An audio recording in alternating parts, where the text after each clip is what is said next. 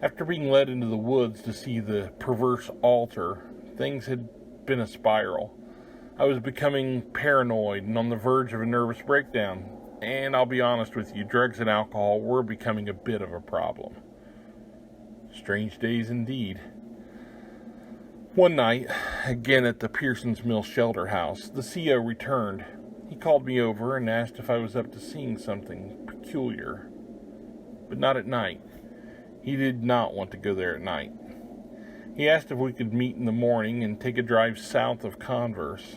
I readily agreed, and we met at the corner store across from the Converse Public Library. Driving out into the country, we came to an abandoned farmhouse. The windows were all gone, the paint faded. We parked in the side yard and made our way around back, past the old milk house and in through the gutted kitchen. It was a bloody mess.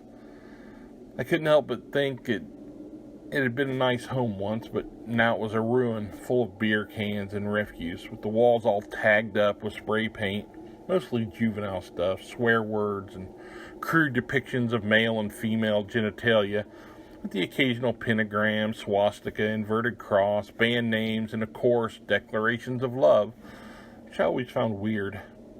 I love Jenny scrawled beside an elongated penis, Nazi symbols, and devil horns that frame Iron Maiden's rules. How romantic. Anyway, the CO led me to a dodgy staircase and we climbed to the second floor. I prepared myself for something akin to the first desecration we had been led to. The walls were covered in intricate runes, sigils, and symbols, all painted in black on what plaster still clung to the lathe underneath. There were spent candles everywhere. In the center of the room, painted in white, was a delicate circle of protection and a summoning triangle. It was based on Crowley's variant, but there was no Hebrew. Instead, the writing was in Theban. This was obviously the work of someone who knew what they were doing and knew enough to alter things with specific intent.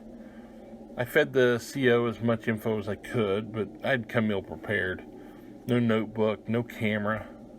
I resolved to come back to capture as much as I could so I could decipher what the magician was up to. Unfortunately, on my return, the stair and ceiling had collapsed.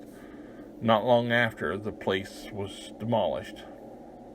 Today, the property is producing crops, oblivious to whatever magic had been worked there.